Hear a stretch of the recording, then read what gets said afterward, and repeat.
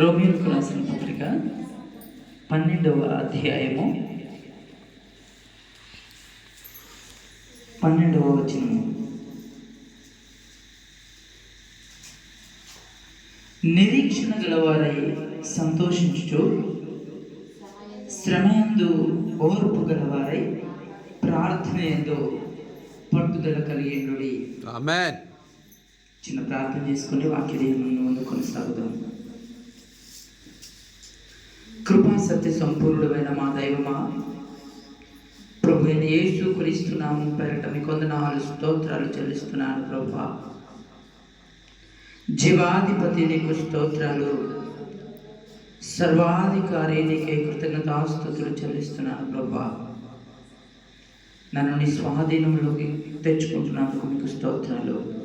మమ్మల్ని అందరినీ నీ స్వాధీనంలో ఉంచుకుంటున్నందుకు నీకు స్తోత్రాలు. ప్రభువా, ఈ రాత్రి ఆశీర్వాదపు రాత్రిగా, ఈ రాత్రి దేవా ప్రార్థనలో పట్టుదల కలిగినటువంటి జీవితాన్ని నేర్చుకున్నటువంటి దేవరాత్రిగా మీరు మా మధ్య ఉంచినందుకు నీకు స్తోత్రాలు. ప్రభువా, నీ దాసుడైన నన్ను సిలువ చాటును మరుగుపరుచుకునండి. బుద్ధి జ్ఞాన వాక్యం చేత దేవా నన్ను నింపి నా ద్వారా ప్రతి ఒక్కరితో మీరు మాట్లాడండి. మీరు మాట్లాడుతుండగా వినగలిగినట్లుగా, గ్రహించగలిగినట్లుగా, సమృద్ధిగా ప్రతి ఒక్కరి హృదయాలలో నీ వాక్యమైనటువంటి దేవా మరి లేఖన భాగములన్నింటినీ రాసుకుని అలాగే విధేయత కలిగి జీవించగలుగుటకు దీవించి ఆశీర్వదించమని, పట్టుదలతో మా హృదయాన్ని పట్టుకున్నట్టుగా, అన్నిటికంటే ముఖ్యంగా మా హృదయాన్ని భద్రపరుచుకున్నట్టుగా దీవించి ఆశీర్వదించమని ప్రార్థన ఆలకించేవాడు పరిశుద్ధుడు నజరేయుడు నిజరక్షకుడైనటువంటి యేసుక్రీస్తు శక్తి కలిగిన నామం పేరట స్తుతించి ప్రార్థించి అడిగి పొందినాము తండ్రి. ఆమేన్. ఆమేన్. ఆమేన్.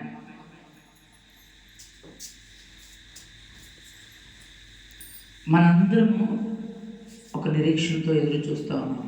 నిరీక్షణ అంటే ఏంటంటే ఎదురు చూపు. ఏదో జరుగుతుంది, ఏదో చేయాలి, లేదా ఏదో జరగాలి అనేటువంటి దాని కొరకు ఎదురు చూస్తూ ఉన్నాం. 2024లో రాత్రంతా 2025లో ప్రవేశించడం కొరకు ఎదురు చూసాం. ఒక సంవత్సరం అంతా మరొక సంవత్సరంలో వివాహమైన వాళ్ళు సంతానం కొరకు ఎదురు చూస్తారు. సంఘం అయిన తర్వాత సంఘంలో ఉద్యోగము లేదా నూతన ఆత్మల కొరకు ఎదురు చూస్తాం. ఏదేమైనప్పటికీ ఒక క్రైస్తవుని ఎదురు చూపు ఏంటంటే, నిరీక్షణ ఏంటంటే పరలోక రాజ్యంలో ప్రవేశించడం. ఆమేన్. అంతేనా? అంతే.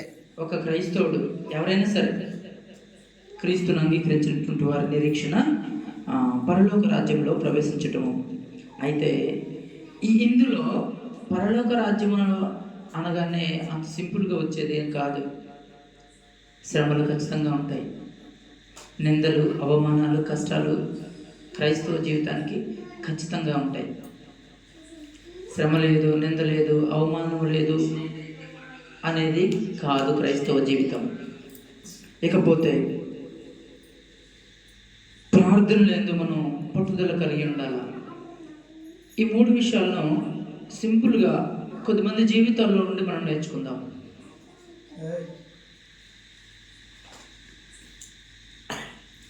నాకు బహుగా ఇష్టమైనటువంటి బైబిల్ గ్రంథంలో ఒక భక్తుడు ఉన్నాడు, దానియేలు గారు. ఒకసారి దానియేలు గారి జీవితంలో జరిగినటువంటి కొన్ని సందర్భాలను, కనీసం ఒక సందర్భాలను మనం జ్ఞాపకం చేసుకుందాం. దానియేలు గ్రంథం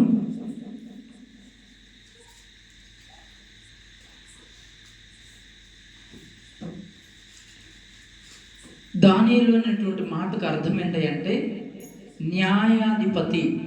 ప్రైజ్ ది లార్డ్. లేదా న్యాయం జరిగించేవాడు. ఒక నిమిషం.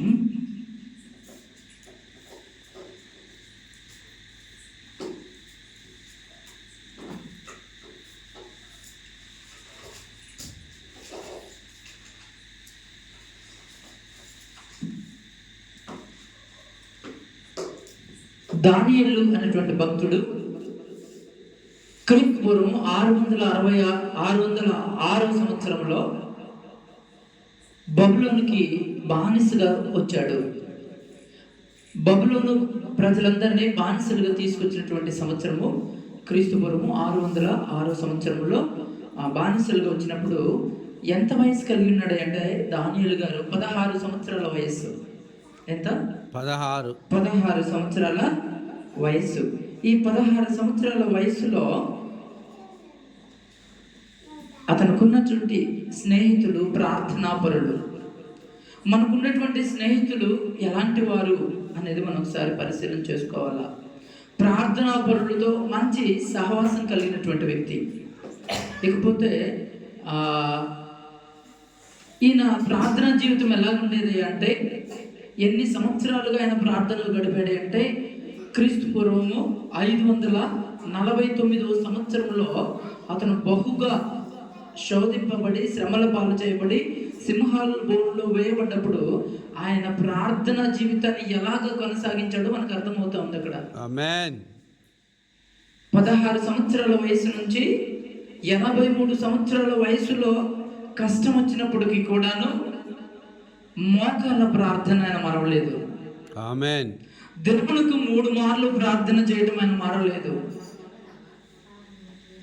ఈ దానియేలు భక్తుడు 3 రాజులు పరిపాలన చేస్తున్నప్పటికీ కూడా తన ప్రార్థన మారలేదు. ప్రార్థనలో ఈయన ఎప్పుడు మరిచినవాడు కాదు.